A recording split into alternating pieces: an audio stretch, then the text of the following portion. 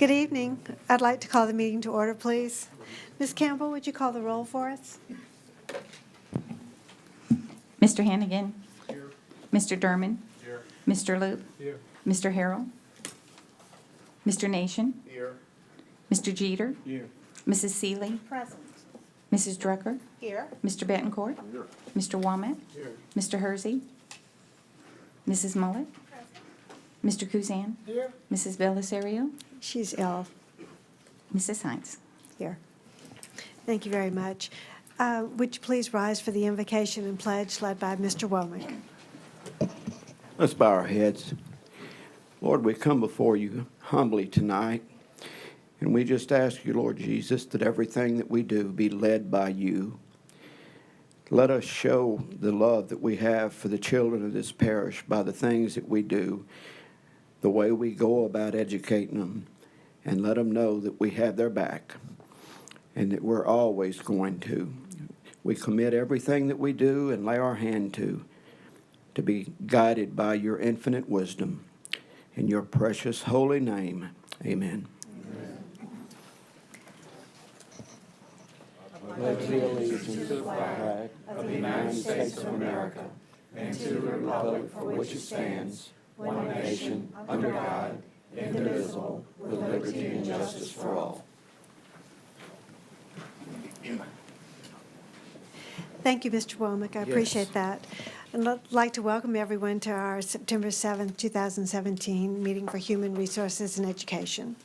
We did not have anyone sign up on the agenda this evening, so we'll move right on to our business items. The first is to approve the minutes for the committee as a whole meeting held on August 3rd, 2017. Do I have a motion to accept this minutes? Moved by Mr. Womack, a second by Mr. Betancourt. This evening, we're going to begin using our voting machines.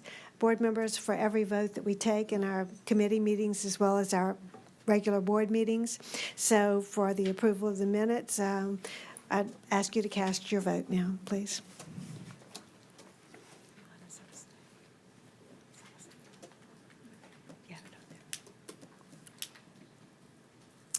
All right, Ms. Campbell. The minutes passed. We have a few abstentions. Oh, absence, but Ms. Seeley has, no, those are abstentions. All right, thank you. We'll move on to the instruction part of our meeting.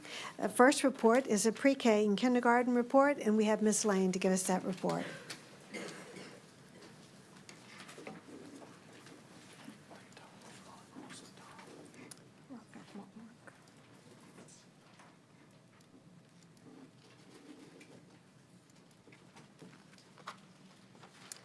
Good evening.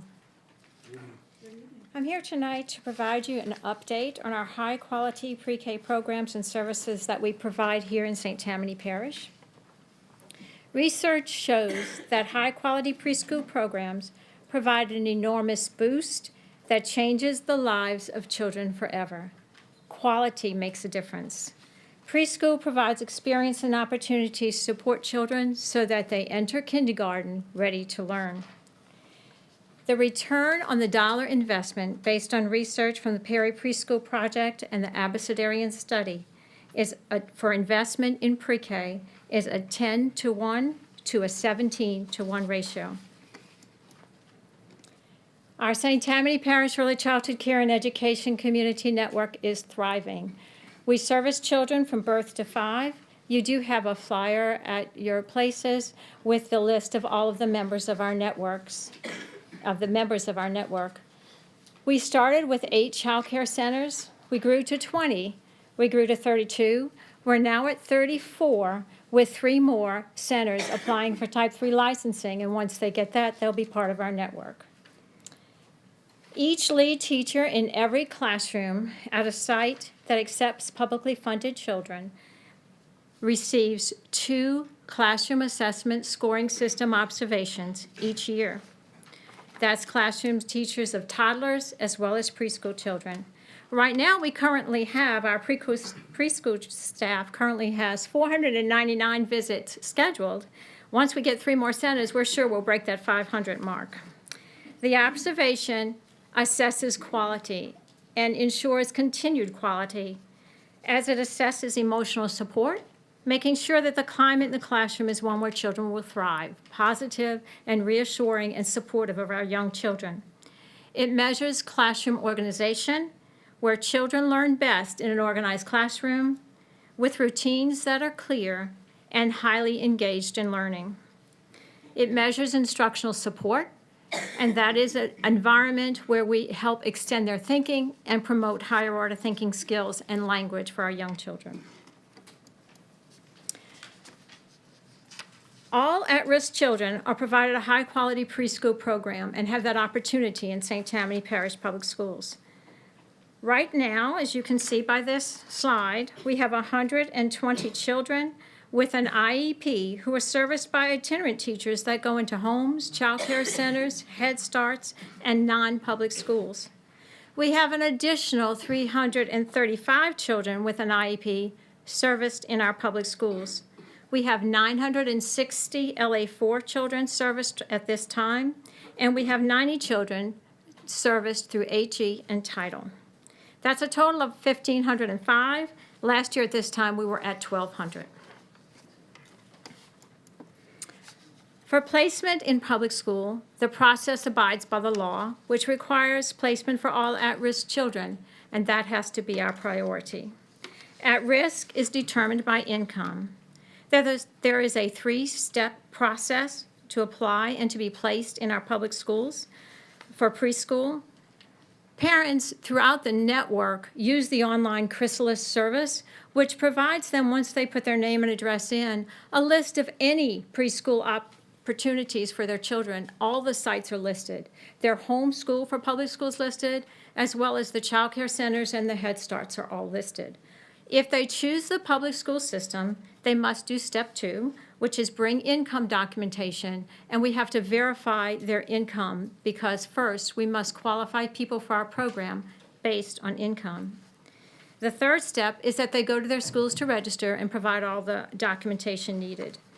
Once all of our at-risk children in St. Tammany Parish have been serviced or placed, and we have open places available, we can open our LA4 classrooms for tuition-paying students. That tuition base is based on a sliding scale. In the HE and Title I classrooms, once we have serviced all at-risk children based on income, we screen the children, if there are any who want placement. We screen the remaining children who do not qualify by income, and those children are ranked, and we are required to service the most at-risk based on the academic screening.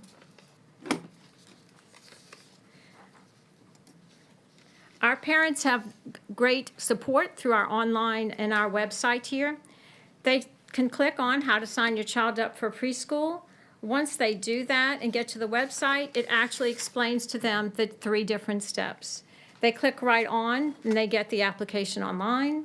Then they go to step 2 and they can click for the required documents, and it lists all the documents that are acceptable for verifying income, along with our phone number and our address for the Harrison Curriculum Center. The Early Childhood Department attends every school's registration. We spread ourselves all over in order to help make it easier for families to bring that income documentation and to verify and let them know that they can be accepted into the program. We also make appointments. If they, for example, live in Slidell, we go to Brooks or a neighboring school to help support them so they don't have to travel across town. And step 3 is that they must complete the registration process, and we do have the link there for all the documents needed for registration. Even though our numbers have grown, we continue to provide inclusion for all of our children based on their needs. So as you see here by the graph, though we've grown, we have maintained inclusion for as many children who that's the best setting for in our public schools. Children learn from one another and thrive being in classrooms with multiple differences. And in closing, I want to share with you the video Channel 13 did for our kindergartners on their first day. They left preschool ready to learn. They will enter kindergarten, as you'll see by the film, filled with excitement, filled with confidence, along with the skills to be successful. because they were impacted forever by high-quality preschools, and that's because you supported that high-quality preschool in St. Tammany Parish. So now Channel 13 will show the video.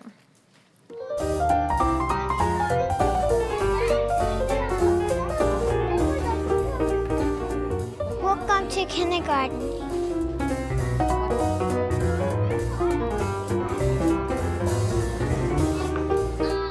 My favorite thing about kindergarten is having friends. My favorite thing about kindergarten is playground. My favorite thing about kindergarten is eating lunch. My favorite thing about kindergarten is playing. My favorite thing about kindergarten is coloring. We love kindergarten!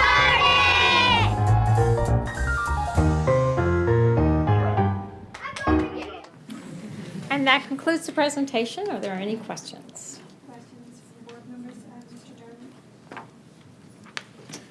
Thank you, Ms. Lane. Very supportive of this endeavor that we've undertaken.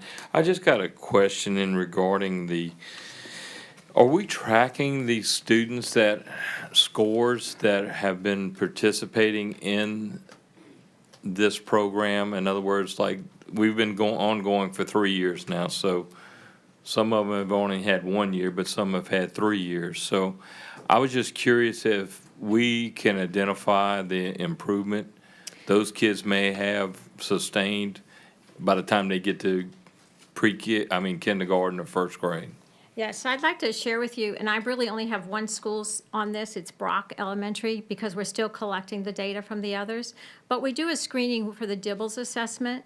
And what happened at Brock is our children who attended kindergarten, preschool, who were there for preschool, scored in the average to above average range, all but 2 children on that assessment. And the rest of the children who scored in the more cautious area, where they weren't quite on level or were below level, were not any attendees in any of our preschool programs before entering kindergarten. So we track it at the beginning of the year for entering into kindergarten, because our main goal is kindergarten entry. And it really would behoove us to track them at least through 3rd grade, if not higher. So we're beginning that journey now, and we certainly are collecting all the data from all the schools. But what we've seen, and as we've seen it, even last year at the end of the year, like Abney Early Childhood had 85% of their students leaving pre-K and entering kindergarten already with being either above level or at level. So we've definitely seen some progress, and I do know that 5 years ago at that particular school, that was not the case. So we've made an impact. But I think that's just unbelievable information. And what I also find unbelievable is that most of the funding for this program comes from our system, correct? Well, a lot of it does. We do have the several different grants, the LA4, the HE, and the Title I. And for the upcoming year, we do know that we will be short for covering the salaries for our teachers. So the district always supplements that for several $100,000. And let me see if I understood what you said earlier, too. You said it was a return of investment for $1, 10 to 17. to 17. And I just find it unbelievable that the state legislature and the Department of Ed doesn't value this program enough to fund it when they're so critical about education. It's proven that if we can get to these children in an early stage, the improvement is dramatic. We can make much greater impact on a child prior to them entering our system than we can when that child is in the 10th or 11th or 12th grade and then forcing them to take an ACT test. So I'm totally behind this, and I think it's a fantastic program, and y'all doing a great job. Just keep tracking the data, because I think this is what's going to turn education around for everybody. So I appreciate your efforts. Thank you. Mr. Womack. I can testify to the fact that what Mr. Derman is saying is absolutely correct. These children, to get the head start that they need, they're getting it in this school system. It's not a question of pride, but I've never had a Womack child that's ever had to deal with what we're dealing with my granddaughter. It just so happens that she's in one of the schools in my district. And this child wouldn't even sit on my lap, which was very painful to me, because normally when one of my grandchildren walks in the door, the first thing that they blurt out is, "Papa," you know, and this little girl just wouldn't. She'd scream and rant and rave and wouldn't let me touch her. But Bayou Woods teachers are so proficient in what they're doing and how they've handled her that her social skills have increased exponentially. And now, when I walk in the door, she runs and jumps up on my lap. And you don't know what that does to me. I mean, it literally brings tears to my eyes because they say that she has a mild form of autism and that many kids can overcome that. I believe that in this school system, there's no doubt in my mind that they will overcome it with her. And so it's a wonderful program. It lays a foundation that will follow that child clean up to high school. And I'm confident that that's what's going to happen with my granddaughter. So I'm the greatest proponent in this room for what I've seen happen with my granddaughter, Liliana Seaman. Well, we're happy. It made a difference, so thank you. Did make a huge difference. Thank you. Mr. Nation? Oops. Thank you, Mrs. Hines. Actually, Mr. Derman asked the question that I had, but so I'll just simply say, echo what he and Mr. Womack said. You know, I am 100% behind any funding we can give to this early intervention and Head Start program because it's well worth every dollar that we spend. So thank you all for all the good work you do. The other tiny bit of research is that on these studies that were for a long time, that at the age of 30 to 40, that these adults who have attended high-quality preschool, because if it's not high quality, there's no impact, but the high-quality preschool, that they had probably make $150,000 a year more than those who did not attend a high-quality preschool or preschool.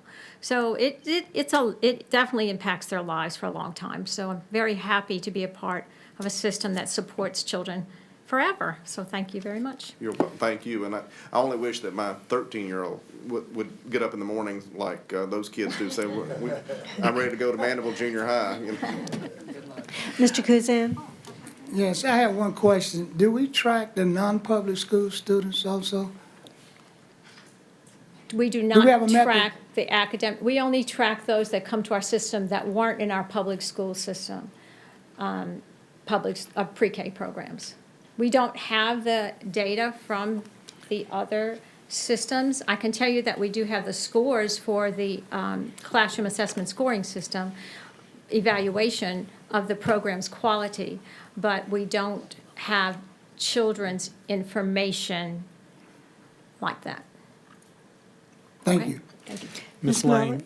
I'm Yes, sorry. I'm sorry. Go ahead. Ms. Mullet, do you have a question? I really just had a comment of how wonderful the program is, and, you know, I have to actually piggyback on Mr. Derman here. It would be so nice if all of our students that could benefit from this program, and I'm very thankful that these students can. And I do understand that some parents choose private preschools, and I'm, you know, thrilled. But it would be nice for every child to be able to benefit from this program. And I just hope that the state can see this data, see what we're doing. Can you imagine this A-school system? What we could do if we could get those kids at an early age. It would just be a wonderful life. It's a wonderful life now, but it would be even better. So, thank you. Mr. Falls? Ms. Hines, if I could, a couple of things. I certainly want to thank Ms. Lane for her efforts. Any of you know the heart that she has for these young ones, and has done that for so many years, so we appreciate that. And I know Deanna Trix Keys just came in too. She's in the back, and she is the coordinator, correct, of the Yes. pre-K program, and does a great job as well. And I see her husband with her back there, Mr. Rodney Keys, who's also a very active person in our community, working with youth on a day-to-day basis. So I thank them all for their work, and we're making a difference at a very young age. And the second thing I want to share, I know this is a pre-K program report, but tomorrow we get to do our second annual T-shirt giveaway. And the T-shirt that we give to all the kindergartners will say Class of 2030. So tomorrow, we will be out in the schools across this entire school system giving out Class of 2030 T-shirts. And going home with to their parents will be a letter from me welcoming them into our school system, talking about our theme, talking about how we want them to be part of our school system for the next 12 years. And I've told this funny story before, and I'll share with you again. Last year, as we were giving the shirts away, there was one little guy holding his shirt, and he was just so excited, and you could just tell he was ready to tell me something. So when I gave him my shirt, he said, "Mr. Foles, today you're giving me my shirt. In the blink of an eye, you'll be giving me my high school diploma." And I told him, I said, "Buddy, 12 years from now, I will not be around here, but Pete Jabbia will. And he will be happy to give you your diploma 12 years from now." So tomorrow, I've been looking forward to tomorrow. For a while, Meredith has helped us with the shirts. Regina's been involved as well. And last year was a huge success. And I know this year the students and their parents will enjoy getting the shirts and being welcomed formally to our school system as kindergartners. So thank you. Thank you, Mr. Foles. And thank you, Ms. Lane. We appreciate it. Our next report is on the ACT and advanced placement, and we have Dr. Sanford for that report. Good evening, Ms. Heinz, Superintendent Foltz, board members. Isn't it ironic that we started with pre-K and now we're going to move to the end of the spectrum, high school? So without further ado, let's move along that continuum. All of the information that I'm presenting to you is based upon last year's graduation cohort, because all of this information comes a year in arrears. So let's take a look at our trends. This is quite a success story. If you look at St. Tammany, you will see that we have had an uptick, and we're very pleased to report that the greatest gain we have made in this uptick is to give us a composite of a 22. You will see that the entire state has also had some uptick in the progress as well as the trend in the nation. And some of you may ask when that national score comes out. It comes out later in the fall. So a little bit about the ACT. There are currently 13 states that require the ACT as part of their accountability and our graduation. That number changes from year to year. 8 others are either using the ACT or the SAT. The ACT is divided into 4 sections: math, English, reading, and science. And the composite score is from 1 to 36. There is no penalty for guessing. It's based upon correct responses. And for accountability purposes, students can retake their senior year. The ACT is given to all students in their junior year. Top performing districts. I am extremely pleased to report that St. Tammany still leads this great state of Louisiana, and you see the top 5 districts listed there. Some of you may ask, in comparison to last year, Lincoln has made quite a bit of progress. Lincoln is that parish up near Ruston. And Lincoln Parish had 6,220 students, and 371 of those were seniors. Some sample districts. We always do a comparison just to see how we're doing in comparison to some of our other neighboring parishes and high-performing districts. So you can see the number of high schools. We have among the highest number of high schools and an extremely large class from year to year. And again boasting of that 22, and we are the only district in the state of Louisiana with that 2.2 mark. So what are we doing? We have a multi-tiered approach. Last year, I was standing before you explaining our ACT pilot. We are going to continue that ACT pilot this year. We have some semblance of ACT at all 8 of our high schools. Last year, we started with a pilot in Salmon, Pearl River, Lakeshore, and Fontainebleau. And those 4 schools will continue in the pilot this year. Because at the end of the year, we assessed the data as well as brought in a student focus group to ask some guiding questions. And I want to give a shout out to Ms. Stradaberger for that. Because once she interviewed the students, we did tweaks in the system so that we could repeat it and look at more longitudinal data. But from last year, the average composite from that pilot was a 21 ACT, and the average growth from their plan scores was to 18. So, with that said, we're going to expand and continue this year. The other 4 high schools that are not in this pilot have identified a teacher on their own campus who is delivering this type of instruction. We have ACT prep courses.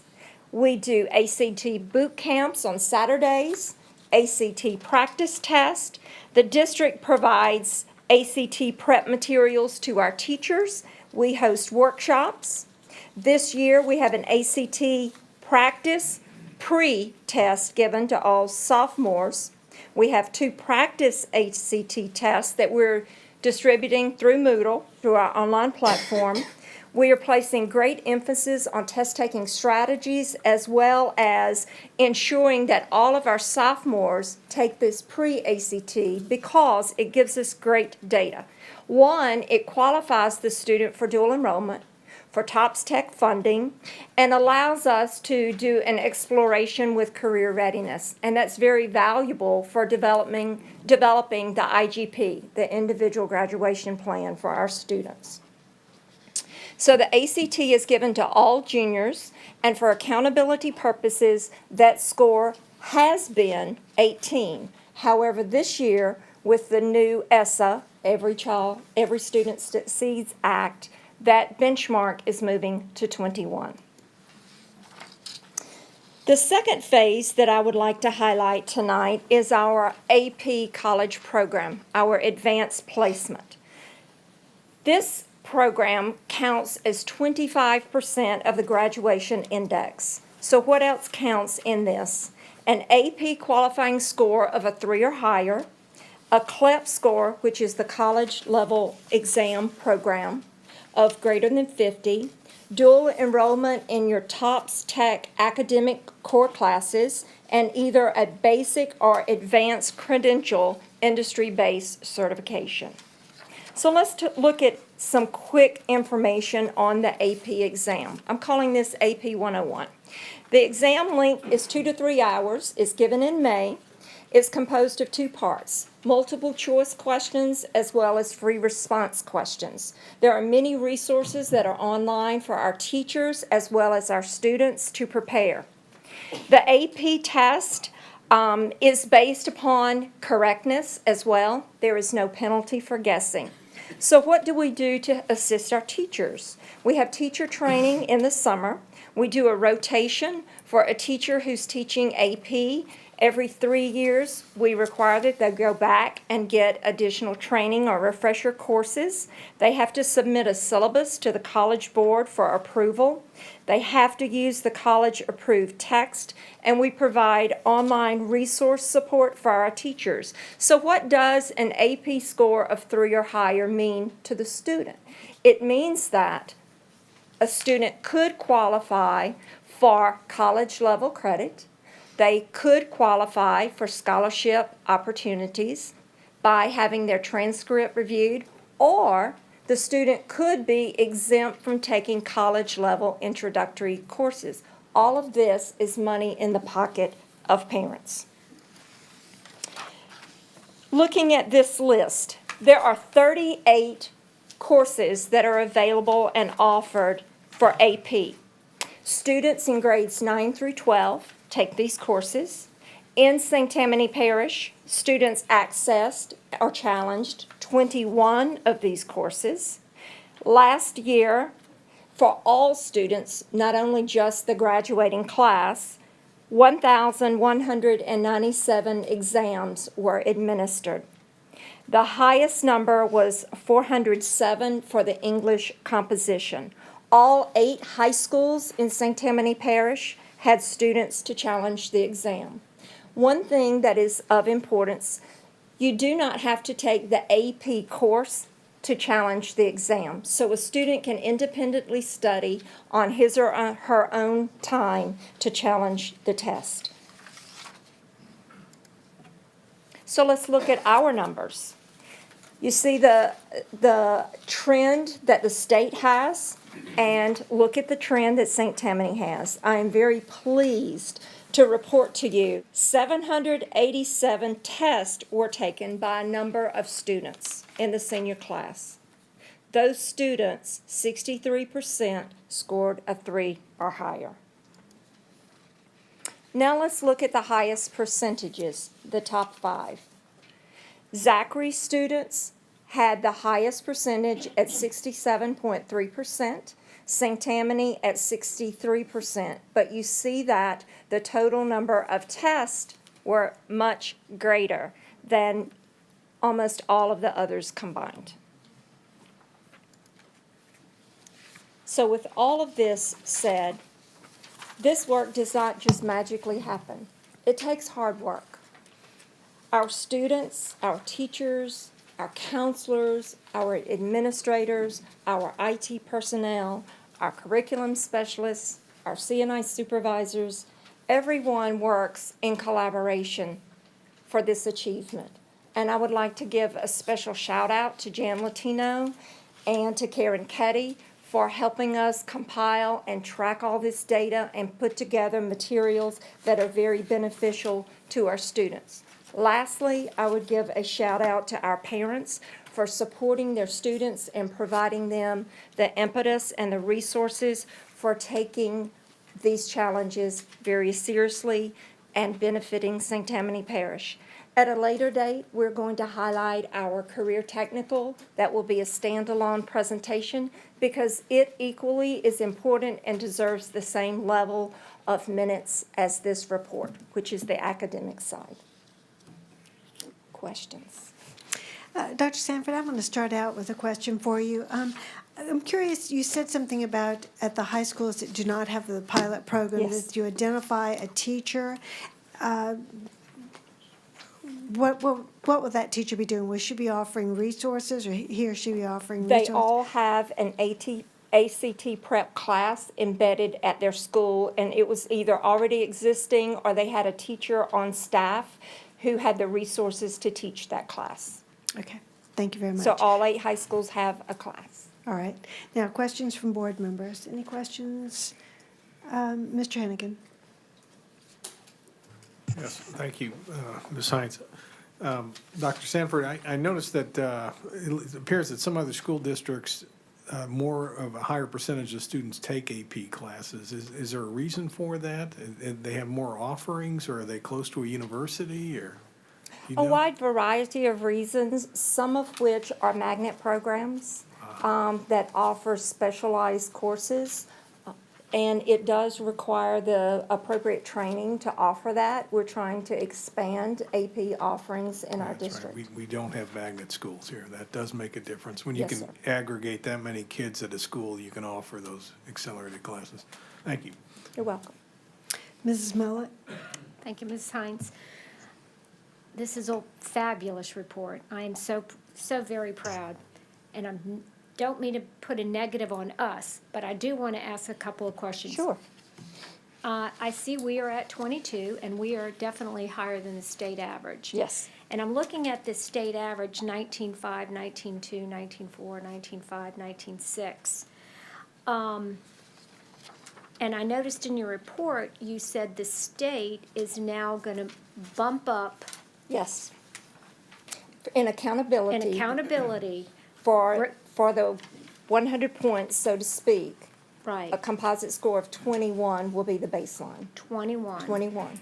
And we were at 8, and it was at 18, correct? It was at 18. Okay. Years past. You know, I guess I just wonder what the state is thinking when they do that, because, okay, I can see that that the accountability was at an 18, and our state average is 19.6. Yes. So you would think, am I right, that you would bump it up to probably a 20 if you're going to bump it up, or or maybe even right below the average to give to work with your schools. But no, the state No. bumps it up.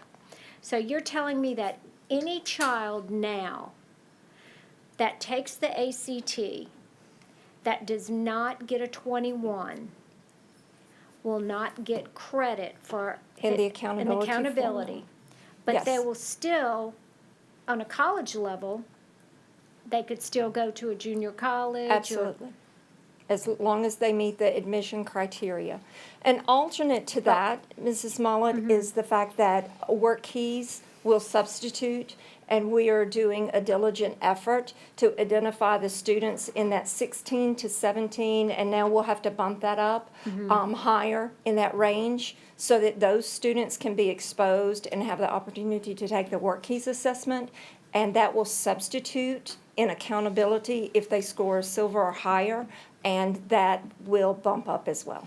Well, kudos to us for doing all this, and I have no doubt we would come up with a plan. We'll rise to the challenge. But shame on the state for not looking at this, to me, in a logical way. So, but thank you, the report was wonderful. Mr. Derman? Thank you. I echo Ms.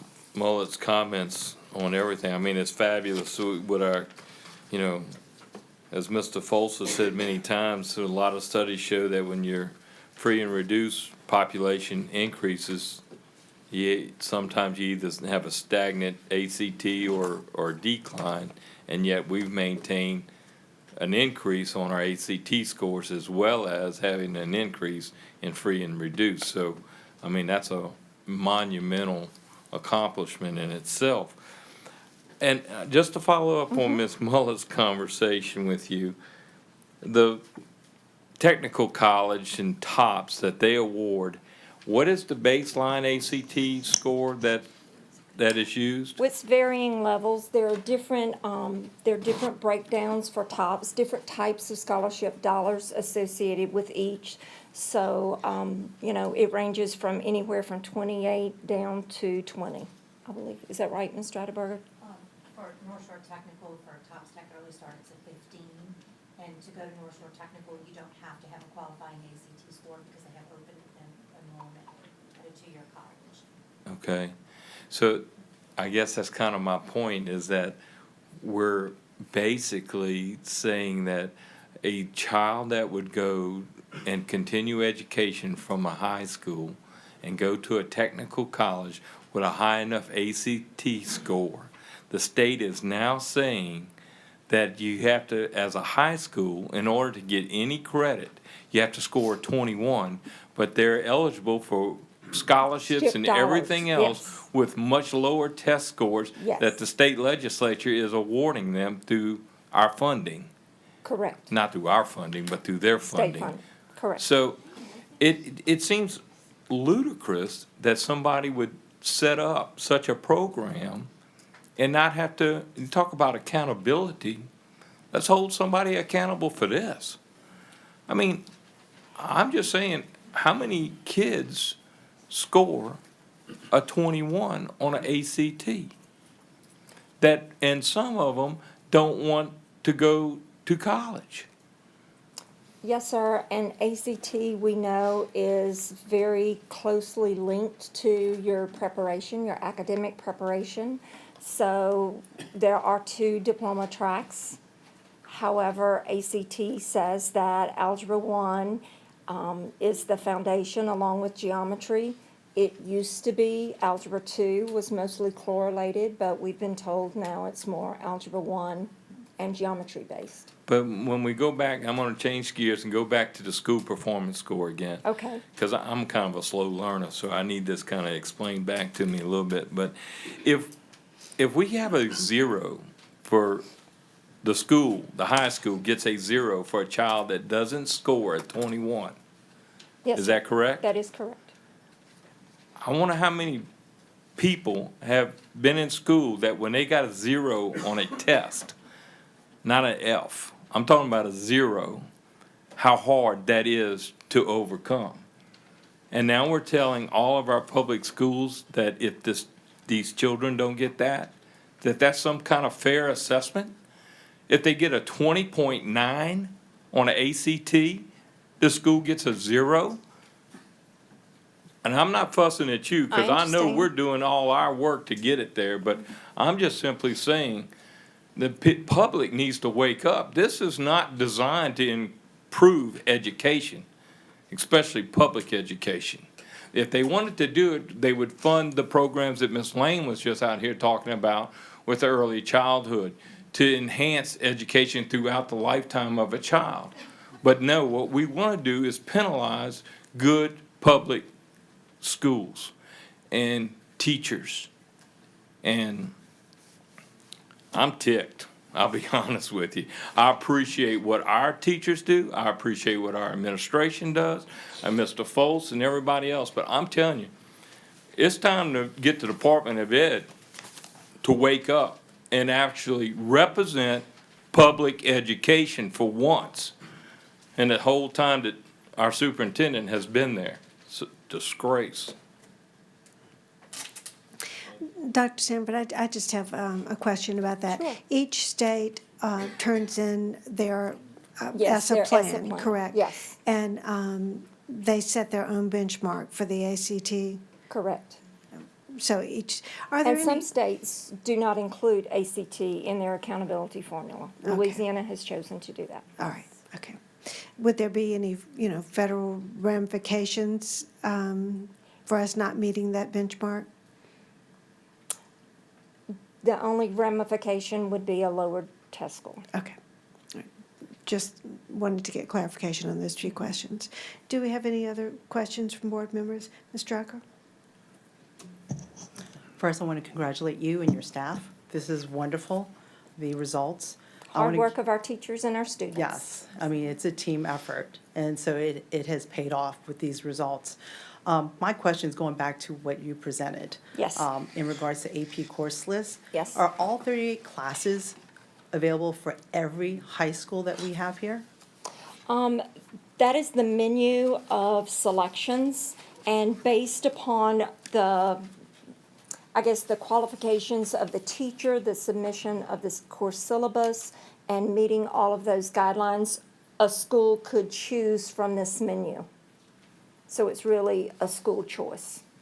Okay, and then my other question is, with all these ACT preparations that you have on the slide, this is at no cost to the parents, is that correct? The ACT preparation with the things that we do. Correct. We are providing the funding through our resources for the pilot program from our supplemental course allocation funds. We're using that for our pilot. For other funds, we are using local revenue to help provide all of the professional development for our teachers. So we're not asking our parents to pay additional monies out of their pocket for the ACT prep course, such as like the ACT prep test, all the pre-tests to all the sophomores. I have a daughter who's a sophomore, so I We're guess funding this is. that. So, We're funding that. as a parent, I'm not saying all parents of sophomores will have to pay X amount of dollars. This No. is all covered by our Yes. school system. Yes. All right, thank you. Thank you, Ms. Drucker. Mr. Loop? Hi, just a quick comment, since Mr. Derman brought it up. With this type of accountability for our students, how in the world did Bessie give our state superintendent such a good evaluation? They certainly didn't go through and look at this type of material when I gave it to him. Thank you. Thank you. Any other comments? Thank you, Dr. Sanford. Thank you. Appreciate that report. Excellent report. That brings us to the conclusion of our meeting. So if there's no further business, I declare the meeting adjourned.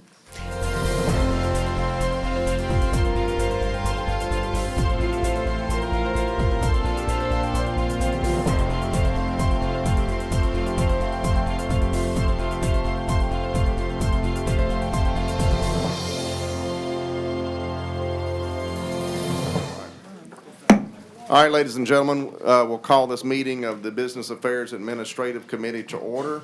It's a pleasure to see everybody tonight, and a special welcome to the public and guests that we have in the audience. At this time, ask Mrs. Campbell to call the roll. Mr. Nation? Here. Mr. Hannigan? Mrs. Heinz? Mr. Derman? Mr. Loop? Mr. Harrell? Mr. Jeter?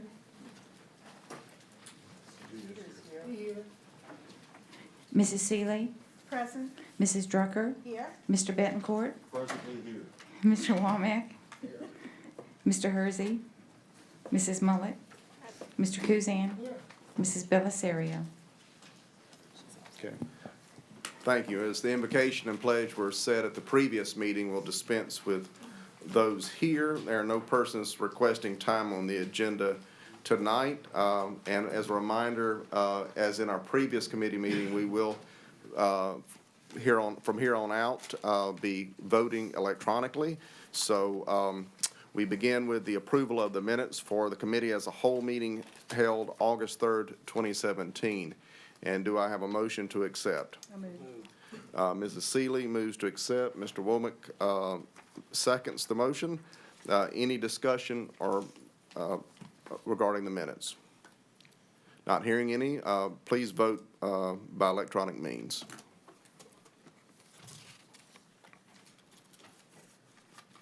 Okay. Motion carries. 11 yeas, no nays, 1 abstention. All right, at this time, we move on to kind of a special thing, I think, on the agenda. Memory mission update from Mrs. Hines. Thank you, Mr. Nation. I appreciate the opportunity to share some information about the memory mission that you might remember that I had the opportunity to go on in January to the Dominican Republic to help build a school. There were 54 people who attended the mission trip, and many of them were educators, about half of them. And we did a lot of hard work during that 8 days that I was there, but the teachers and the children were so appreciative.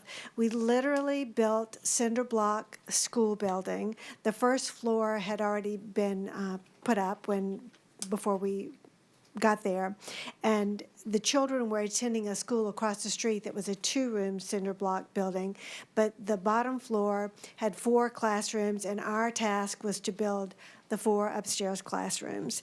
And so, as I say, we worked very hard. The children watched from the sidelines as we worked on the school until about 4 o'clock in the evening, and then they would come onto the school grounds and play with us. And when I say the school grounds, I'm not talking about a grassy playground with playground equipment. I'm talking about a work site that had gravel, and it was just pretty barren, but they sure enjoyed being out there with us, and we certainly enjoyed being there with them. So the children, I've heard recently through email that the children have begun school, or well, were scheduled to begin school this week after Labor Day, but of course we know that Hurricane Irma hit the area this week, and I feel very thankful that the children had a building, a cinder block building to go into, and the families that lived in the Rio Grande area, because their homes are quite modest, and I'm sure they wouldn't withstand winds. Now, I did ask them, because I was very curious how you could live in these homes that were not very substantial, and I know that they get lots of hurricane activity in the Dominican, and they seemed puzzled that I asked that question, but they said because of the altitude, because it was about 4,000 feet in altitude in the mountains, that they were somewhat protected, but I don't think a Category 5, hurricane would help them very much. But anyway, they do have those cinder block buildings, and the latest email I received said that the government was building more homes in that area for people, opening up the land there. So the school is going to be very much needed. In January, the mission group will go back to that area. And these people are selected through the Life Touch Corporation to attend the mission trip. And they'll go back and they'll begin construction on the other side of the small area where the school is located. And they're going to begin the cafeteria area so they can have nice warm meals. And at the other school in the area, they used that other part of the building for some career education, and they started their career education very young. So it was very humbling to get to go and have this opportunity, and I really felt blessed that I got to be a part of it. It was such a hardworking group of people, and the satisfaction from the children was just amazing. I mean, one little boy in particular, Luis Alberto, sent me a beautiful letter telling me how much he appreciated me being there. And every day I would watch this child sit on the sidelines watching us build the school with his little notebook, and he would write and draw pictures because that was just what he liked to do. But I met a lot of very interesting people there and thoroughly enjoyed the experience. And if you ever get the opportunity to participate in something like this, I would suggest you take it. It was quite meaningful. Thank you, Mr. Nation, for letting me share that. Thank you, Mrs. Heinz, for the great work you did there. And I asked Mrs. Heinz to do that tonight because I wanted everybody to know this great mission, and it was a mission that she and so many others participated in. Thanks again. Thank you. We move on now to item 6, Superintendent Folds. Thank you, Mr. Nation. Item 6A is recommends acceptance of the final revised budgets for fiscal year 2016-2017.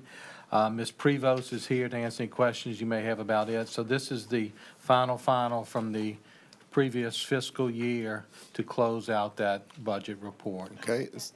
All right. Mrs. Mullet moves to accept the final revised budget for fiscal year 2016-2017, seconded by Mrs. Seeley. All right. Open it up for comments or questions by board members. And Mrs. Campbell, if we can use the cue, but we'll start with Mr. Hennigan down here. Yes, thank you.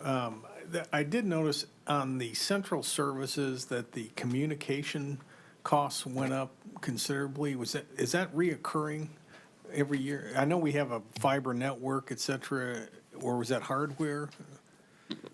If you look at what we budgeted and I know we significantly improved our bandwidth, right? That's E-rate.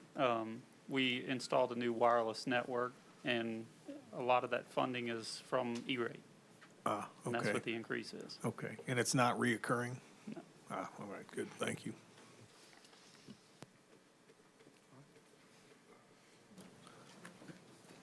Not seeing anybody else requesting time to speak. Any comments from the public? Not seeing any there. Now we'll go to our voting. All those in favor, please vote electronically. Vote. There we go. Yeah. Perfect. Motion carries 11 yeas, no nays, no abstentions. All right. Moving on to item B. Mr. Folds. Thank you, Mr. Nation. Board members, item 6B is consideration of a resolution adopting the superintendent's proposed budget for fiscal year 2017-2018. If you recall, last week, we had a public hearing as required and mandated by the state on our budget, and tonight is the second step to bring this proposed budget in front of you, board members, and then the third and final step will be hopefully approval at next Thursday night's school board meeting. With that said, we're available to answer any questions you may have, Mr. Nation or board members, and also any other updates that are available either from Terry, myself, or other members of our staff. Okay, is there a motion? Second. All right, Mr. Derman moves to adopt the superintendent's proposed budgets for fiscal year 2017, 2018, seconded by Mr. Jeter. And we open the floor now for comments and questions by board members, and I'd like to begin. Committee members, Superintendent Foltz lays before us tonight for the fourth consecutive year a balanced budget for the upcoming school year. And I want to commend him, Ms. Prevost, and the entire central office staff for this budget, which, the way I look at it, and 76% of funds in this budget are committed to the instruction of our students, really the students entrusted to our care by the parents of this parish. This budget funds $7.7 million to permanent employee raises, emphasis on permanent, and this is with an average of a 3% raise to the individual employee. Allocates $5.1 million to parish-wide construction and re-roofing funds. I do remain concerned that the operating budget is saddled with the unfunded accrued liability of employee retirement due to the inability of the state legislature, it seems, to deal with that issue, and they keep kicking the can down the road. We pay, St. Tammany Parish, that is, pays $58.9 million into the state retirement system, but our cost should be around $2.5 million. So that's a significant difference that could be used for our children. As we've heard repeatedly from Mr. Schluter, who's here tonight, our bond counsel, the retirement burden is one of the things that's keeping us from increasing our already high AA bond rating. Mr. Foltz, you and your staff during your 7 years as our superintendent, along, of course, with the support of this board, you've demonstrated that the public school system can be run with sound business principles. And during the same time, important metrics, such as we heard tonight, that our system's average ACT score continued to rise. So, and of course, we all heard earlier that our average rose to 22, which is highest in the state and above the national average. So for any folks here or across the state that say that St. Tammany Parish can't compete nationally, we obviously have the data to prove otherwise. Absolutely. We do compete nationally. We all know this. I'm not saying anything that every one of us don't agree with, that we have a sacred responsibility in supporting parents in the education of their children. And we are blessed that this system overflows with teachers, administrators, and support staff who understand that they don't just have a job, they have a calling to serve every child every day. And with that, I open the floor for other comments and questions by fellow committee members. Thank you, Mr. Nation, for those comments as well.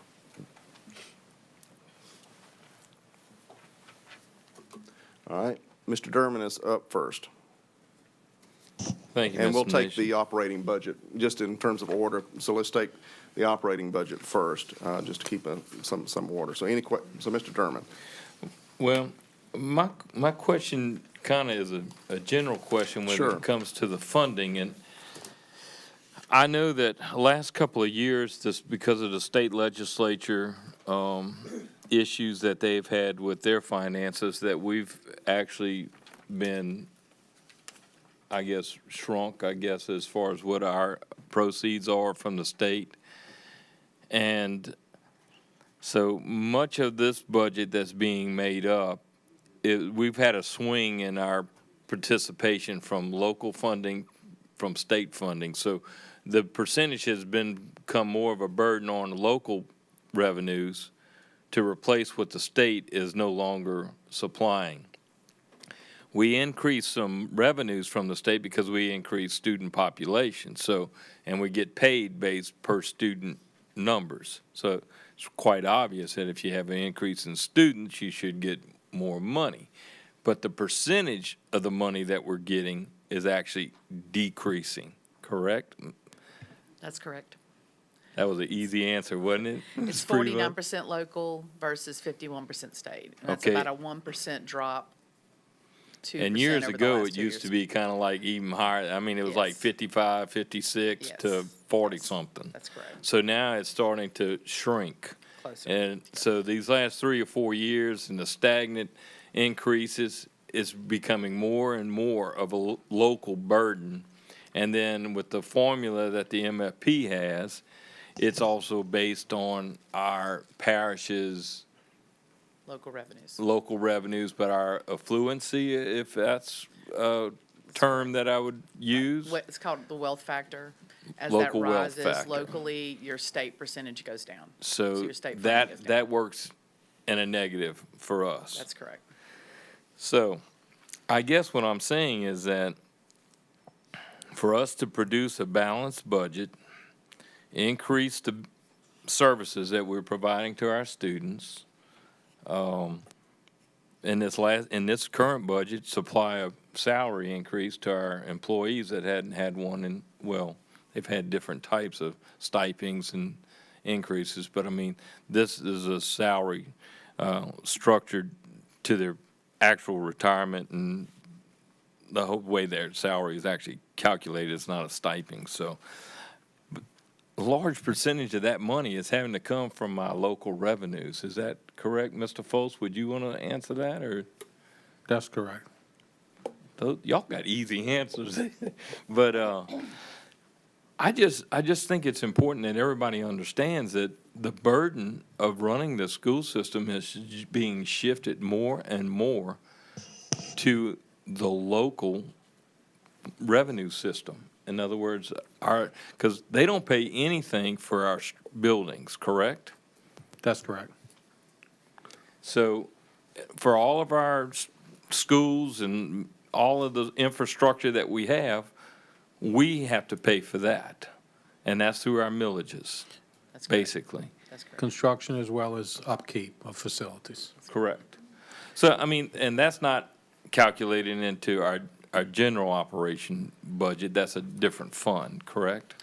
Not for the repairs and maintenance that would be in our parish-wide construction. We transfer money from general fund to that fund to cover it. Right. So it is impacted in general fund. Right. But there again, that's a larger percentage of money that has to be generated locally that the state does not provide to actually produce the educational quality that we have here in St. Tammany. So here again, it's local. And I don't mean, and as a citizen of St. Tammany, I appreciate our community support and continued support of our school system.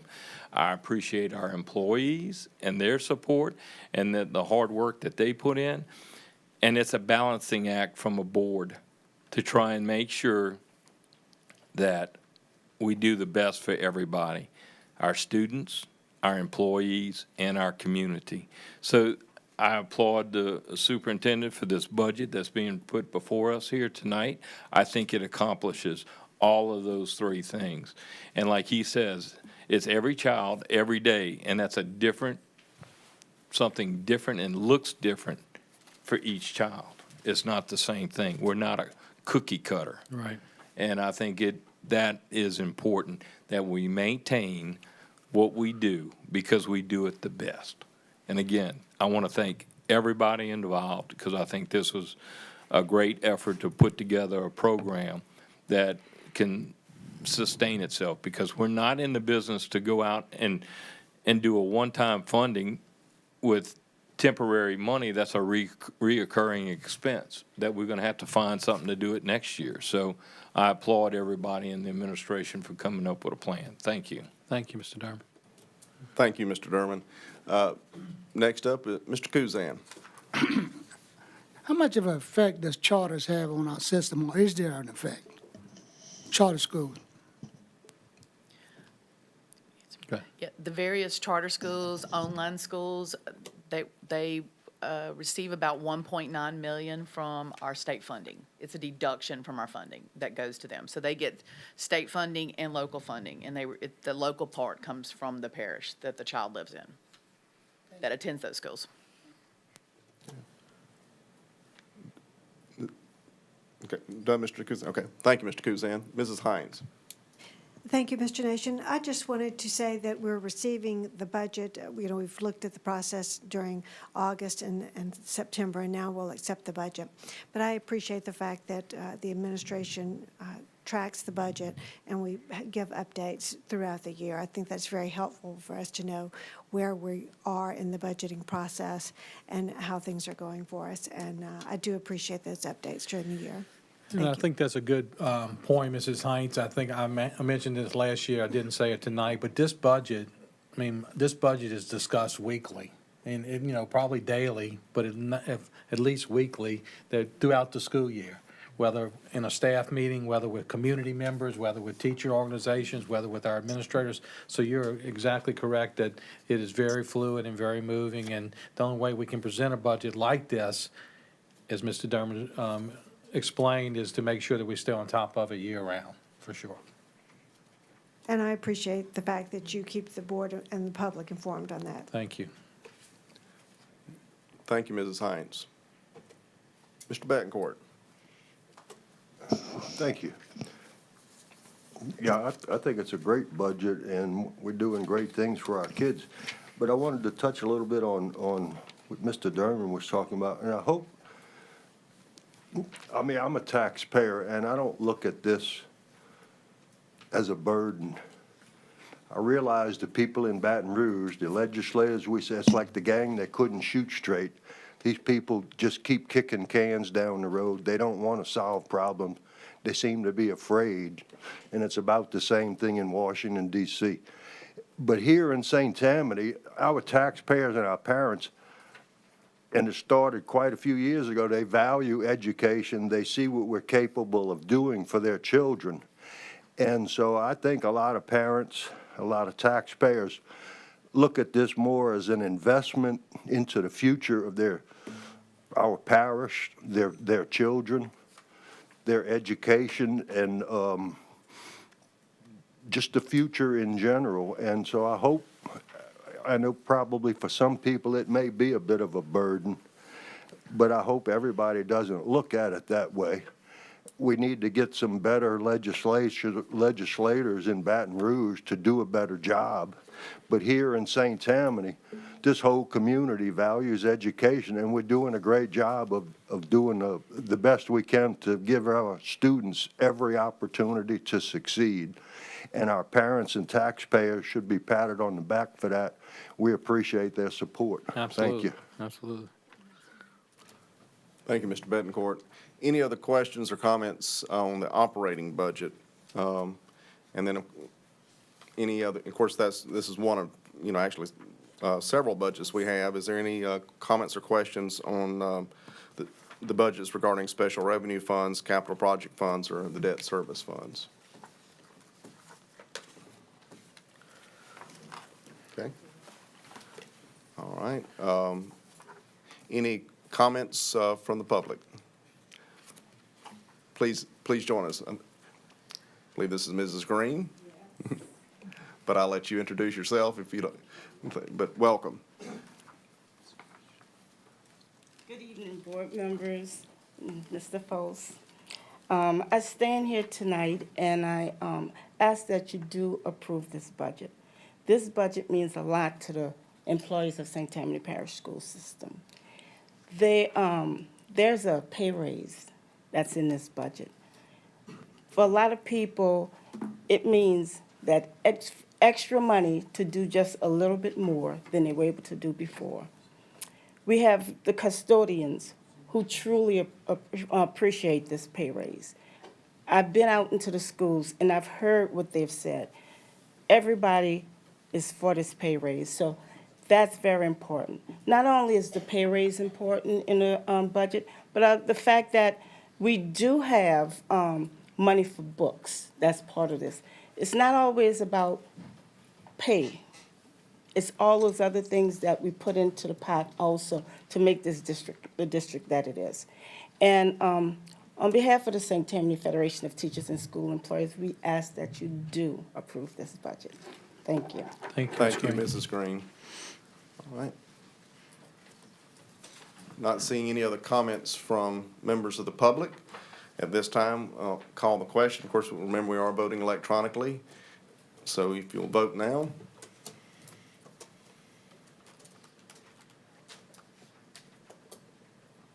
And it looks like everyone's voted. So budget passes unanimously. Of those present, 12 yeas, no nays, no abstentions.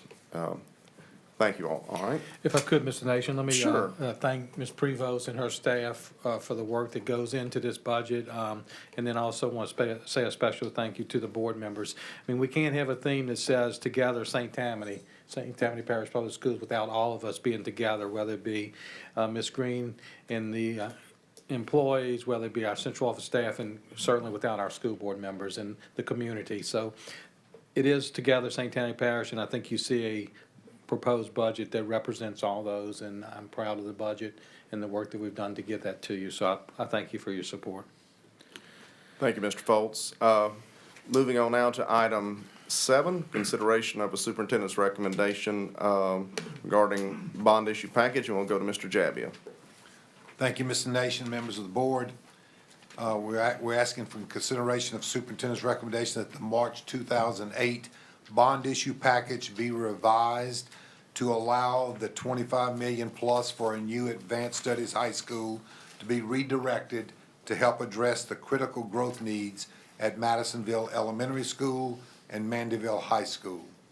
I don't know if you want to get a motion first. Is there a motion? All right, we've got Mr. Hennigan moves, and Mrs. Drucker makes the second to this consideration to revise the March 2008 bond issue package. Floor is now open for comments, and we'll go to the queue system here. Can we give a little overview before you? Oh, absolutely. Okay. Yeah, please do. Thank you very much. Yeah. Just a refresher, in 2008, when the bond issue passed, there was a project to build an advanced studies high school in cooperation with a number of universities and other organizations. And this project has been delayed over the years for a number of different reasons. And we have in our parish 2 critical growth needs at 2 of our schools.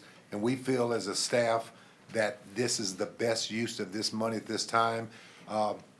Our bonding attorney, Mr. Sluter, is here tonight.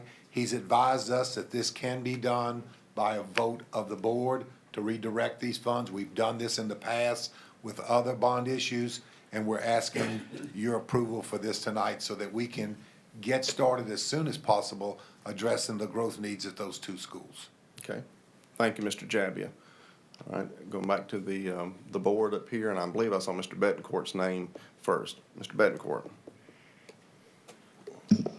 Thank you, Mr. Nation. Mr. Jabbia, when we move this money to this critical needs area, Dr. Wainwright's North Shore Technical Community College out there, isn't he providing all the opportunities that this advanced high school would have provided? So, I mean, and maybe you could say there's not really a need for it because Dr. Wainwright and his staff and all are already doing things that this thing would have been doing had it been built and gotten off the ground. I think. So it's not a disservice to our students that we're about to do. No, I would agree with that. And I think, certainly 10 years ago, what it looked like out there and what the needs are today has certainly changed. Our working relationship with the technical college is amazing. I said to a group the other day, I don't think they've ever told us no to anything that we've made a case for, and we've tried to work the same with them. I think it's important to remember that we will still own the land there. Mm-hmm. There's nothing that says down the road that we could not reinvest in that at the right time, at the right place. But the program and the services that that are being offered right now, our students are getting the opportunities they need. And Regina, you can talk more to that as well if you need to. But I agree with you in this situation. And I think in just looking at this as big picture, there are other needs across this parish. But if you ask this staff to choose the 2 most critical needs based upon the numbers that we see and the needs that are out there, these are the 2 that we've designated at this time. Doesn't mean that other projects are not important. Doesn't mean as we move forward and look at other funding opportunities that other projects across this entire parish will be looked at. But today, to get started as quick as we can with the monies that we have, we believe that this 24 million, 25 million can best be served at these two schools meeting these needs. Thank you. Thank you, Mr. Betancourt. Mr. Hennigan. Yeah, just a quick comment.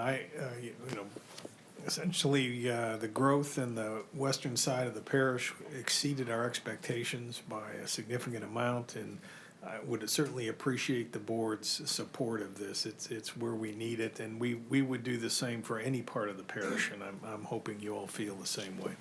Thank you. Thank you, Mr. Hennigan. Mr. Derman. Thank you. I kind of echo Mr. Hennigan's comments. I think when you look at what happened 12 years ago with Katrina and the devastation that it took place on the east side of the parish and then caused subsequently in New Orleans some unexpected growth that took place. I don't necessarily say it was, we underestimated because you can't really gauge a Katrina. But I think the impact that Katrina had on this particular area was dramatic as far as the influx of people that moved to it. So that created an overcrowding at these facilities.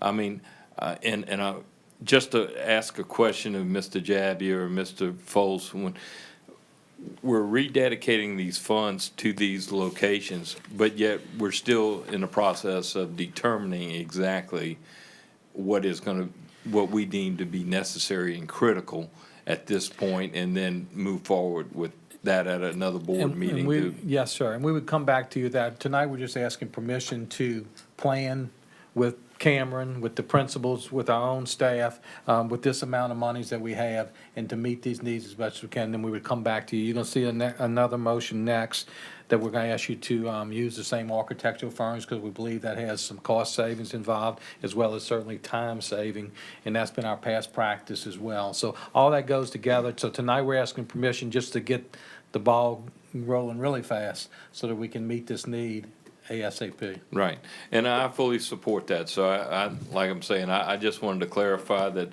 this is the beginning of that process and that we're actually going to do all of our. We'll follow the normal procedures. Correct. Thank you. Thank you, Mr. Derman. Mrs. Mullet. Thank you, Mr. Nation. I want to say that I do support this. I do support the allowing this money to be rededicated. I do, have listened and heard from other board members, saw the data myself, and it would be really great to be able to spend money on an advanced studies high school, but we don't have that luxury. This school system, even though we have a good rainy day fund, we have to meet the needs of what's critical, and our students deserve that, no matter where they are in the parish. And right now, there is a critical need for our students to, and the growth that's there in these two schools. And so I do support this, and I'm thankful that we actually have these funds to be able to do this, that we're not in a bigger crisis. So I'm very thankful that we do have it. So I appreciate it. Just my thoughts. Thank you. Thank you, Mrs. Mullet. Mrs. Drucker. I just want to say that I asked my board members to vote for this, and that the high critical need is Madisonville and Mandeville High. I'm at Mandeville High probably at least minimally twice a week, and I see the situation that we're in, and that, I echo what Neil says, that whether it's east or west, this is a high critical need, and that we're very, very fortunate that we have these funds to allocate or reallocate. And so, I'm asking for y'all to vote in favor of this, and appreciate it, because I know my constituents are going to be extremely happy with this as well. And it's for the best for our school system. It's just not for east or west. And I really want to emphasize that it's best for all of us, for our entire parish. Thank you. Thank you, Mrs. Drucker. Thank you. Mr. Kuzan. Yes, I think we all represent one parish here. That's all. Thank you, Mr. Kuzan. Anyone else? Mr. Womack. Well, I support it wholeheartedly because I witnessed it myself in a number of areas. Our increase in student population, I mean, we inherited a lot of St. Bernard Parish. My wife was at Slidell Memorial, and they had a tremendous influx of nurses from St. Bernard. So that's got to affect this parish. So I wholly support the motion, and I'm solidly behind it. The need is very, very real. Thank you. Thank you, Mr. Womack. Anyone else? All right, I'll take the last word before I call for public. I certainly rise in support of reallocating these monies, and want to commend Mr. Foltz and the staff for being prudent and forward-thinking that would tend to recognize that there are needs, basic needs that need to be met first and foremost, and I certainly believe that the citizens of the parish will agree with us wholeheartedly. At this time, recognize anyone from the public who would like to make comments regarding the motion? Okay, not seeing anyone there. So the motion is on the table to approve rededication of funds from the March 2008 bond issue for $25 million for Madison Elementary School and Mandeville High School. The floor is open for voting, and if you've not already voted, please do so at this time. All right, and the motion carries unanimously, 12 yeas. No nays, no abstentions. All right, all right. Thank you, Mr. Foltz, Mr. Jabbia, and now we'll move on to the item 8. Thank you very much. As Mr. Foltz mentioned just a few minutes ago, we're asking to recommend acceptance to continue with the architectural firms that were previously recommended by the Screening Evaluation Committee and approved by the board for work at Madisonville Elementary School and Mandeville High School. These are two architectural firms that have done many projects at both of these schools. We feel this is the best thing that we could do at this time so that we could start the project rolling and get the ball rolling. Okay. Thank you, Mr. Jabbia. Is there a motion to that effect? All right. Mrs. Drucker moves, second by Mrs. Heinz. Any comments or questions for Mr. Jabbia or Mr. Foltz? I think it's important to mention, too, this is in line with our past practice on other situations such as this. Okay. All right, we'll go to the, anyone want to speak to the motion? All right. Not seeing any. Any comments from the public? All right, we'll go to our electronic voting. The floor is open. You can vote now. All right. Motion carries unanimously. All right. Moving on now to administrative reports. Mr. Thank you, Jabbia. Mr. Nation. Your monthly maintenance and custodial report was sent to you electronically. Mr. Singletary and his staff is here if any of you have any questions. All right, thank you. Any questions or comments for Mr. Singletary? Okay. Monthly risk management report is in your packet. Mr. Gaspard is here if you have any questions. Any questions for Mr. Gaspard? All right. Item C. Monthly transportation report is also in your packet. Mr. Alfonso and his staff is here if you have any questions. All right. Oh, Mr. Hennigan. It's not a question, but I think it's an appropriate time to recognize the administration for a very smooth start of school. You know, we got to the bus report, and if people on the board who've been here a while, you know, kind of always go, geez. Good point. At the start of school, and everything went well. I mean, but it goes beyond the bus system. It's the schools opened fine, teachers were ready, and just thank you. Thank you, Mr. Hennigan.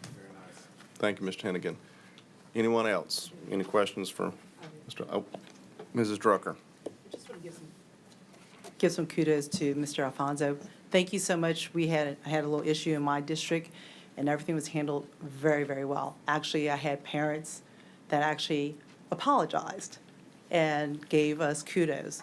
So our system does work, and that's probably the best thing we could have done is to hire Mr. Alfonso in the transfer station position. Don't get carried away.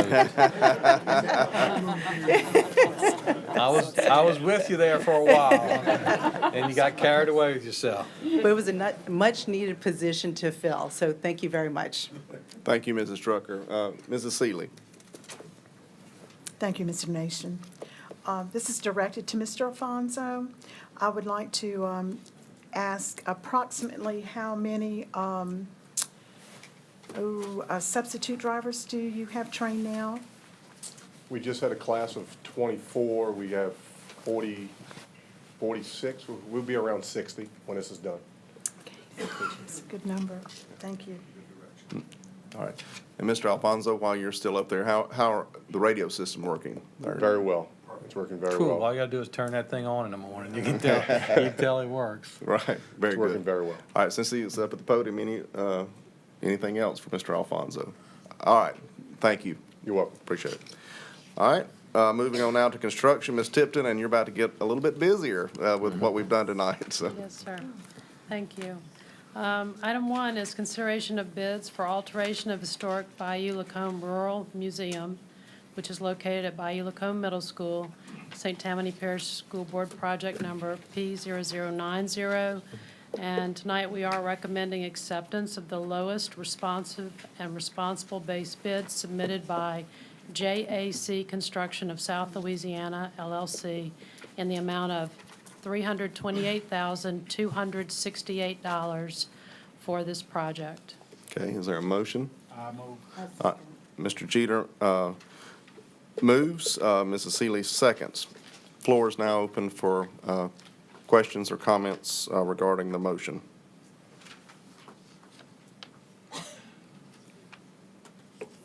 Mr. Jebby, you want to give a little overview to everybody? Yeah, that'd be good. Sure. Yeah. The Bayou Lacombe Museum is located on the grounds of Bayou Lacombe Middle School. The museum is actually the, part of the building is the original one-room schoolhouse that was there. It is on the historic register.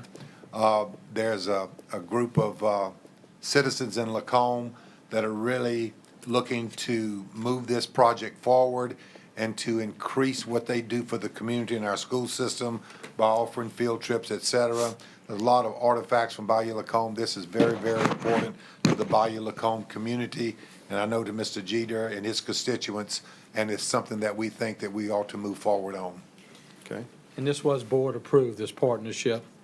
This was board approved many years ago that we would maintain the building of that museum.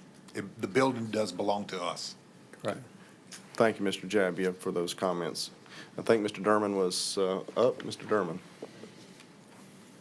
Thank you, Mr. Nation. Mr. Jabby, I was just gonna ask, wasn't there some kind of contract or agreement or something that in the past that we were responsible for maintaining or obtaining or whatever the premises there? Yes, sir. It was a resolution passed by the board that we would maintain that building. Okay, so basically by contract, we're obligated. Yes, sir. This isn't just like. No, this is not because we just like to do things. You're warm and fuzzy, right? You're right. Okay, just want to check it. All right. Thank you, Mr. Derman. Mr. Betancourt. Thank you, Mr. Nation. Mr. Jalbia, do you have that on hand when the school board actually did that? I don't have it with me. Prior to 2000, I'm sure. Yes, it was. I want to say 96, but I'm not sure on that. But I can get that for you. I have it. I'll let you know what it is. It was prior to 2000. Yes, sir. Going forward, after we restore this building, and I wholeheartedly agree on doing that, particularly because we're basically under contract to do that. Going forward, do you see any kind of a scenario where maybe this group can help maintain the building or take it over completely, or what are our thoughts going forward or along those lines? We've not discussed that with them. We've discussed it among ourselves of what we could do going forward, but no decision has been reached yet on that, so we're still evaluating it, and sometime I'm sure we'll address that with them. All right, thank you. Thank you. Thank you, Mr. Betancourt. Anyone else? All right, any comments from the public? Not seeing any there. The motion is on the table to consider the alteration of historic value Lacombe Rural Museum. Floor is open for voting.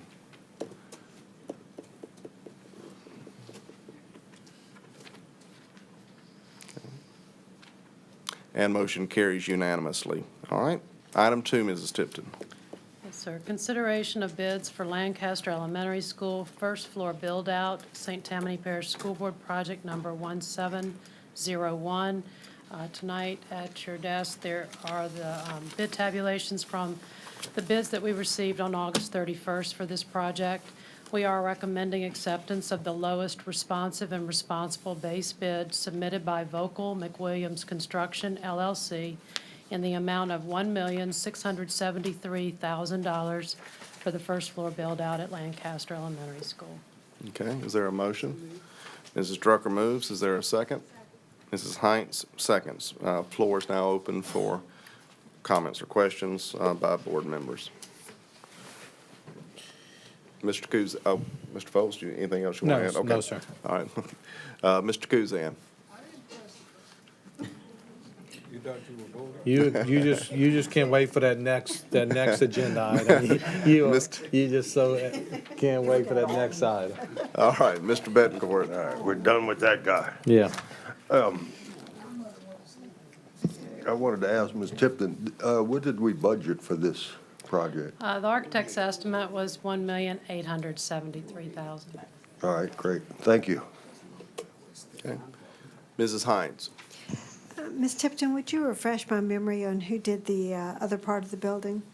The two-story structure that we just finished and moved into the second floor Right. area was done by Omega Construction. All right, thank you. This particular company, Vocal McWilliams, you may have seen before because they're at Pearl River High currently. Yes, I'm familiar. Thank you. Thank you, Mrs. Heinz. Mr. Derman. Yes, I was just curious that the number of classrooms that this will contain? Yes, sir. It's 12 more classrooms. It also has a staff workroom area and a small computer lab area. The restroom portion of the first floor was previously built out with the project that just completed. Okay, thank you. Okay. Thank you, Mr. Derman. Anyone else? Mrs. Drucker. Ms. Tipton, how many classrooms would that add on to that whole wing total, upstairs and downstairs? 24 regular classrooms for the whole building. Okay, thank you. Yes, ma'am. Okay, thank you, Mrs. Drucker. Anyone else? All right. Any comments from the public? All right, the motion's on the table to consider the bid for Lancaster Elementary School first floor build-out. Floor is open for voting.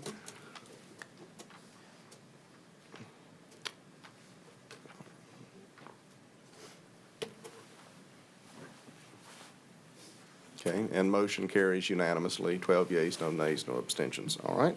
Item 3, Ms. Tipton. Yes, sir. This item is a substantial completion, and I just wanted to remind, as I have the last couple of meetings, that when we make these recommendations, it's our anticipation of a project finishing closer to this month's board meetings than the upcoming next month. So we're recommending acceptance of Alton Elementary School parking lot as substantially complete, subject to the architect's recommendations, submission of all regulatory requirements, and approval of Superintendent Foles, STPSB project number P0139. All right, Mr. Kuzan. Mr. Kuzan moves. Is there a second? I'll second. All right, Mr. Jeter seconds. Floor is now open for discussion or questions by board members, committee members. All right, not seeing any. Is there anything from the public? Not seeing anything there. The floor is now open for voting.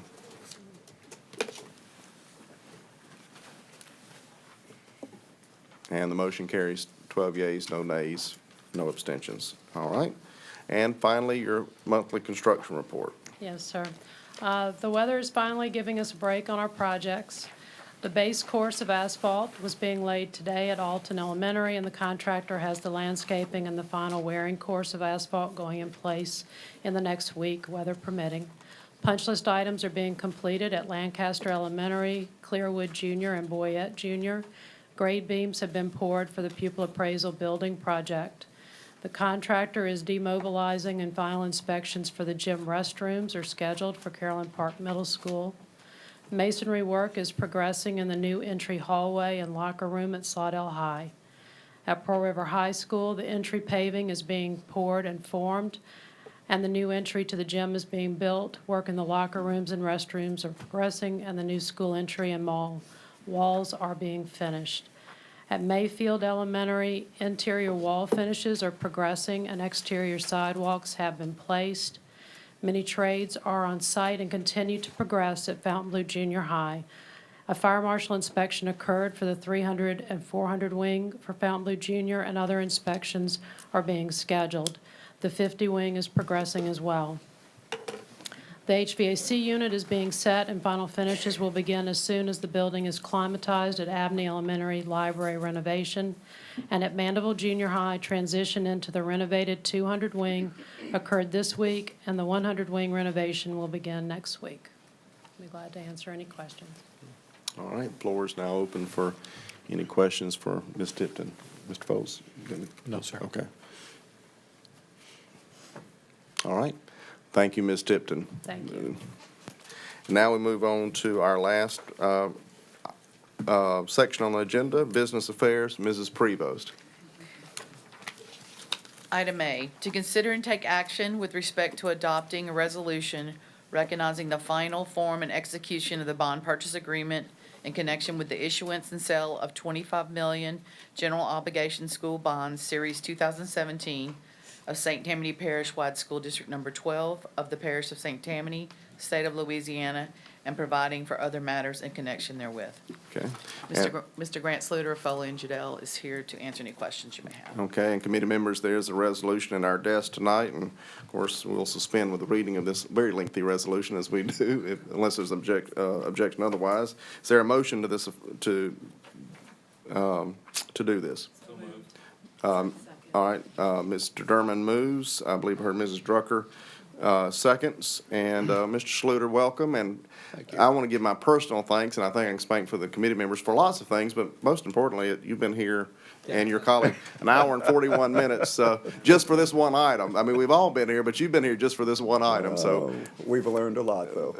We do appreciate it. But thank you for the good work you do. Thank you very much. The $25 million on the agenda is the last series of bonds from the 2013 voter authorization.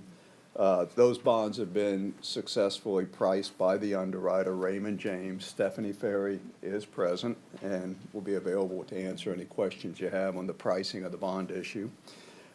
Several things I would like to mention. The Standard & Poor's rating, again, you maintain the AA rating, the highest that any school board in Louisiana has. Superintendent and Terry Prevost, again, worked with the rating agency extensively to maintain that rating. The interest rate is 2.92%, 2.92%. And I look back over the last 4 bond sales, and all have been under 3%, except the one in 2015, it was just slightly above that. So very attractive interest rate, 2.92%. Plus, Raymond James did market the bonds with a premium. So there's a premium in excess of $3.5 million that will be available, additional available construction funds in excess of the $25 million sizing. So you'll have the $25 million plus approximately $3.5 million original issue premium that'll be part of the purchase price and will be available for additional projects. The bonds will be scheduled for delivery on September 28th. That morning, the money will be in the bank, available for construction projects. And that'll close out the 2013 authorization from the voters, and the last remaining issue you'll have with it will be the $25 million remaining from the 2008 authorization, which you have now authorized for additional projects. Okay. If there are any questions, Ms. Ferrier or I will be happy to answer. Ms. Ferry, and I know Mr. Hennigan will have some, but why don't you come up to the podium? I don't want you to feel left out. Not at all. And Good evening. Good evening and welcome as always. Before I'm going to jump ahead to Mr. Hennigan for just a second, if you could maybe just quickly explain how the underwriting, how that process works.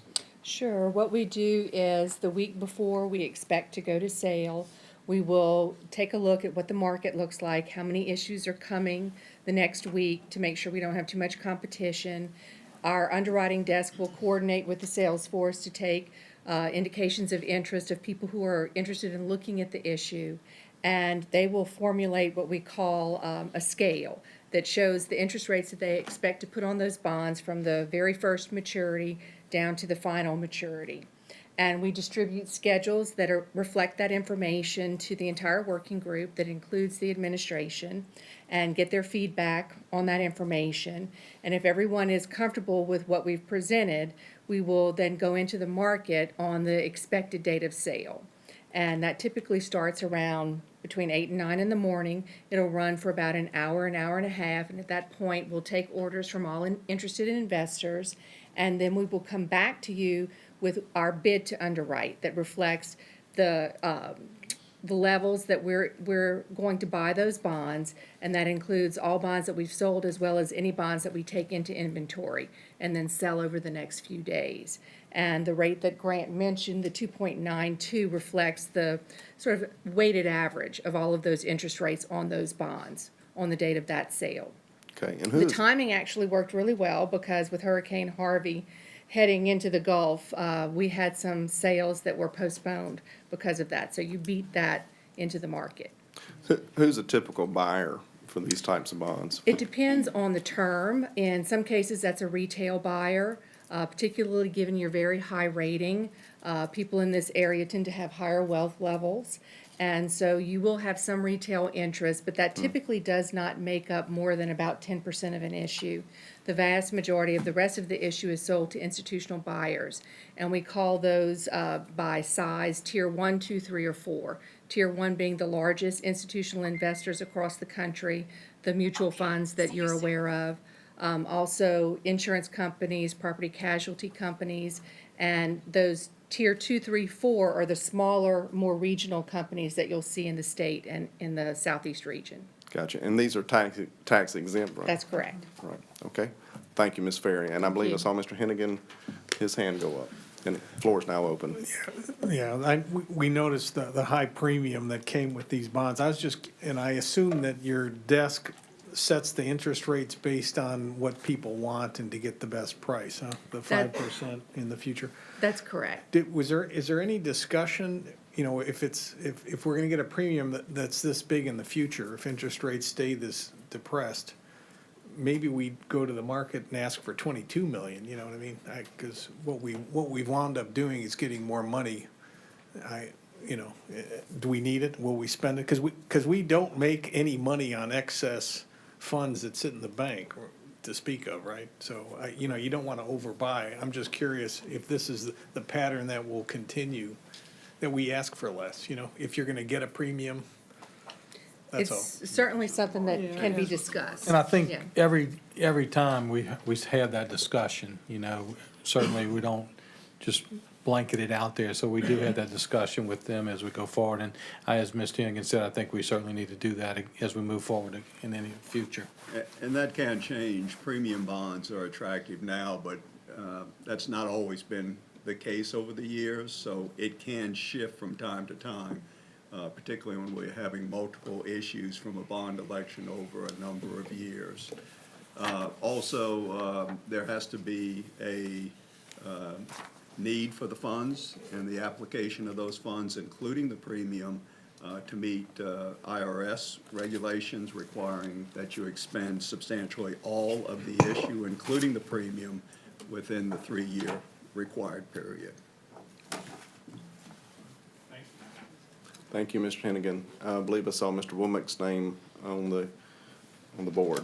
I just wanted to say how much I appreciate over the years Mr. Sluter, how you talk so pretty about us, and about our bond rating, and how proficiently we handle the public's money, and how it affects our bond rating. And I love it when you say, again, how do you say it, again? Well, of course, that's Standard & Poor's saying that, which Yes. means a lot more Yes. than Grant Schluter, but Whatever it is. they're an international rating firm, obviously, and one of the two major ones. And they repeatedly indicate you have strong finances, good financial management, good procedures, and that's why you get the low interest rate Well, each I year. love what you have to say.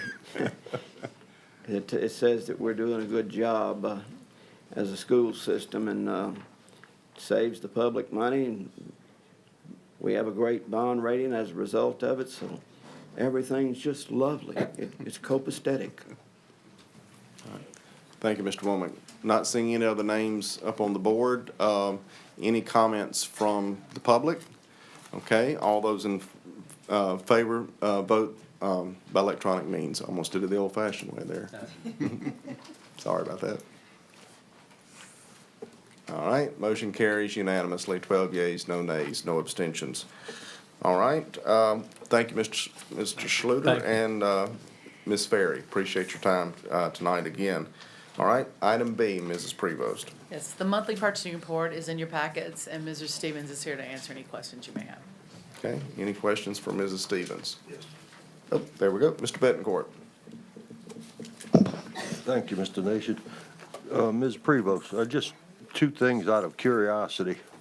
On the lockers, the highest bid was BSN Sports, but they're not on the list that would the bids mailed to. Who is BSN Sports? And how did they become aware of bidding on this? We have an electronic bidding site that it goes out to anybody in the United States can bid on our bids. Okay. So that's where most of those companies All come right, from. well, they were really trying to make a killing They on were. this here. And I assume the same thing on the shades. There are a few companies on here that weren't on the mailing list, Same same thing. scenario, right? But we Okay, did add them to our bidders list. so it wasn't a shady deal, all right. Thank you. Thank you, Mr. Bettencourt. Anyone else have any questions about the purchasing report? All right, not seeing anything. Mrs. Mullet, any announcements tonight? We do. Thank you, Mr. Nation. First, we'd like to thank the students from Fountainblue Junior High and Monteleon Junior High for the beautiful artwork that will be displayed in the atrium this month. Their art teacher is Ms. Tanya Hinden. And next, just a reminder, the regular board meeting will be held on Thursday. That's next week, September 14th at 7 p.m. So please join us. And that's it. Thank you, Mrs. Mullet. With no other business to come before the committee, I declare the meeting adjourned.